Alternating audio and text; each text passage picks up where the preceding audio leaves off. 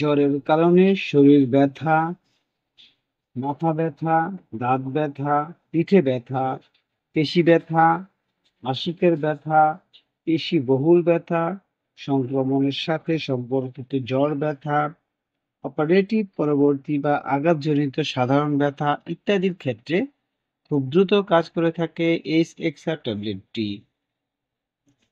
আসসালামু আলাইকুম, শামস মেডিসিন টিপসে আপনাদের সবাইকে স্বাগতম। আমি আবারও চলে আসলাম আপনাদের মাঝে নতুন একটি টপিকস নিয়ে। আজকে আমার টপিকস হচ্ছে এইচ এক্সআর ট্যাবলেট, যার মধ্যে রয়েছে 665 মিলিগ্রাম প্যারাসিটামল। এই ট্যাবলেটটি আমাদের সাধারণ জ্বরের কারণে যে শরীর ব্যথা, মাথা ব্যথা, পিঠে ব্যথা এবং অন্যান্য সাধারণ যে ব্যথা রয়েছে সেই ব্যথাগুলো সারাতে খুব দ্রুত কাজ করে থাকে। সুতরাং টপিকটি শুরু করার পূর্বে আপনাদের কাছে আমার অনুরোধ, প্লিজ চ্যানেলটি সাবস্ক্রাইব করুন এবং ভিডিওটি আপনার টাইমলাইন থেকে শেয়ার করে দিন। যারা অলরেডি আমার চ্যানেলটি দেশ এবং প্রবাস থেকে সাবস্ক্রাইব করেছেন তাদেরকে জানাই অসংখ্য ধন্যবাদ। যারা এখনো চ্যানেলটি সাবস্ক্রাইব করেননি প্লিজ চ্যানেলটি সাবস্ক্রাইব করুন এবং ভিডিওটি আপনার টাইমলাইন থেকে শেয়ার করে দিন। এর ফলে হয়তো বা আপনি উপকৃত হতে পারেন অথবা আপনার প্রিয় মানুষ যারা রয়েছে তারা উপকৃত হতে পারে। সুতরাং অনুরোধ করছি, চ্যানেলে সাবস্ক্রাইব করুন এবং ভিডিওটি আপনার টাইমলাইনে শেয়ার করে দিন। চলুন বন্ধুরা, আমরা চলে যাই আমাদের মেন টপিকসে। এইচ এক্সআর, যার মধ্যে রয়েছে paracetamol 665 milligram.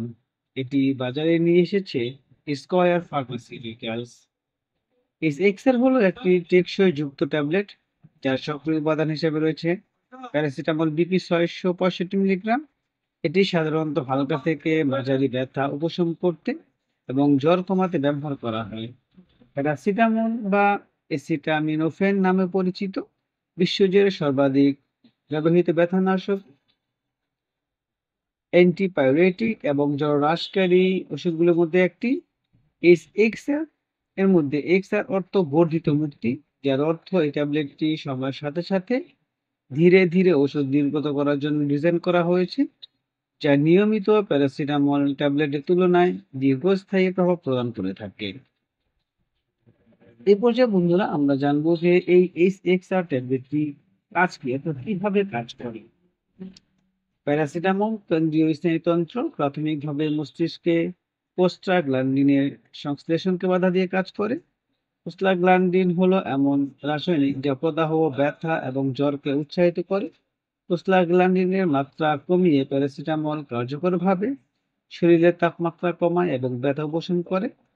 Non steroidal anti inflammatory drugs এর বিপরীতে প্যারাসিটামল উল্লেখযোগ্যভাবে অ্যান্টি ইনফ্ল্যামেটরি বৈশিষ্ট্য নেই এবং পাকস্থলী আস্তরণে জ্বালাপোড়া করে না।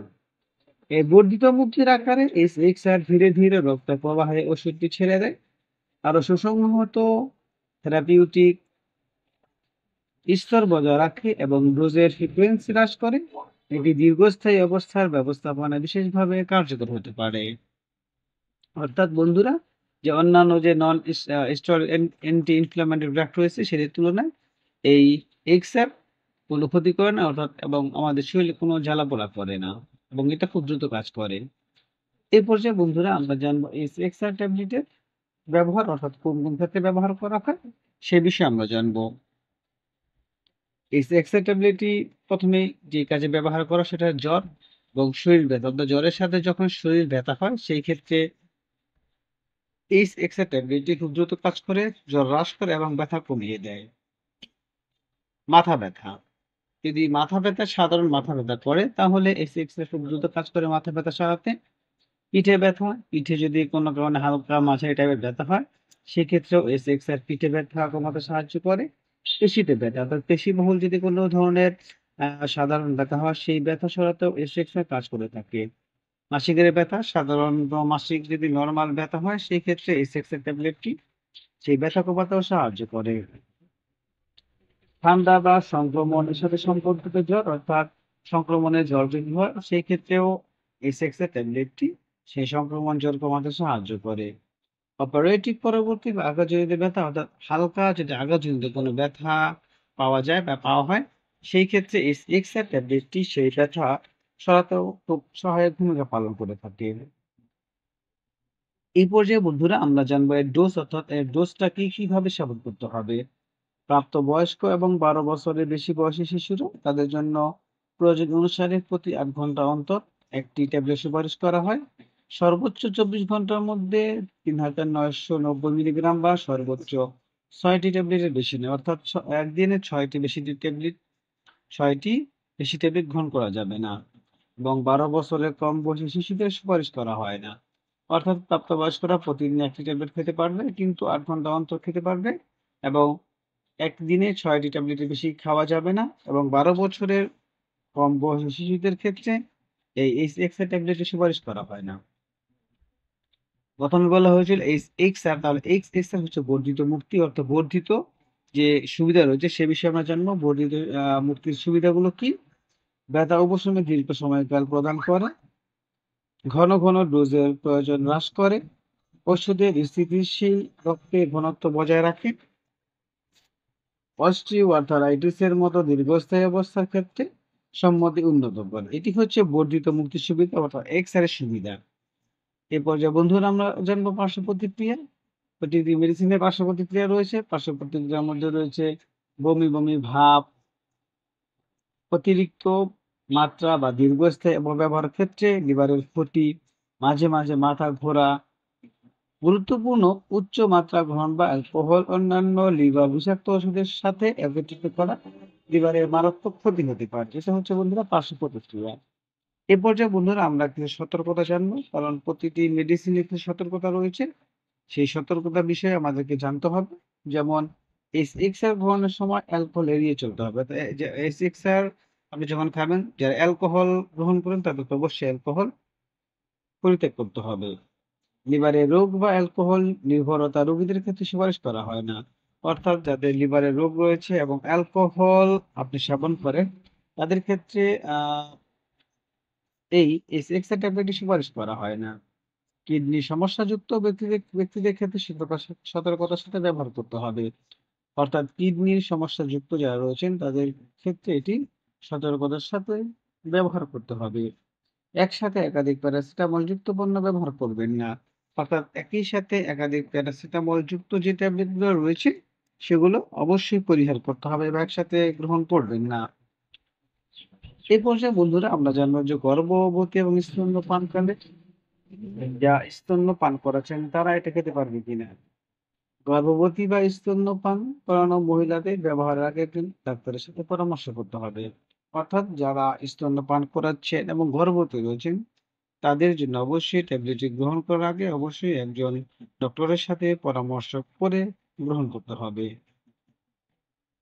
সুতরাং বন্ধুরা আমরা বলতে পারি যে এই এক্সআর বা প্যারাসিটামল ডিপি ৬৬৫ মিলিগ্রাম হলো একটি নির্ভরযোগ্য এবং কার্যকর বর্ধিত মুক্ত প্যারাসিটামল ফর্মুলেশন, যা ব্যথা এবং জ্বর থেকে দীর্ঘস্থায়ী উপশমের জন্য ব্যবহার করা হয়। এটি কম, ঘন ঘন ডোজ এবং ধারাবাহিক লক্ষণ নিয়ন্ত্রণের সুবিধা প্রদান করে, বিশেষ করে দীর্ঘস্থায়ী পরিস্থিতিতে। তবে দুর্ঘটনাজনিত অতিরিক্ত মাত্রা এবং লিভারের ক্ষতি এড়াতে এটি সতর্কতার সাথে ব্যবহার করা উচিত। নিরাপদ ব্যবহারের জন্য সর্বদা আপনার স্বাস্থ্যসেবা প্রদানকারীর সাথে পরামর্শ গ্রহণ করতে হবে। অর্থাৎ এই ট্যাবলেটটি আপনি যদি সেবন করতে চান বা আপনার পরিচিত কাউকে গ্রহণ করতে উপদেশ প্রদান করেন, সেক্ষেত্রে অবশ্যই আপনি একজন ডক্টরের পরামর্শ অনুযায়ী সেবন করতে বলবেন এবং ডক্টরের পরামর্শ যেন কোনোভাবে মেডিসিন সেবন করবেন না। কারণ এর মধ্যে ক্ষতির অনেক দিক রয়েছে। সুতরাং একজন ডক্টরের পরামর্শ নেবেন, অথচ আপনার পাশে যদি কোনো স্বাস্থ্যসেবা কর্মী থাকে যে রেজিস্টারকৃত, তার সাথে আলোচনা করে মেডিসিনটি সেবন করাবেন। আমাদের এই চ্যানেলের মাধ্যমে শুধুমাত্র কোন রোগের জন্য কোন মেডিসিনটি সেবন করতে হবে সেই সম্পর্কে বলা হয়।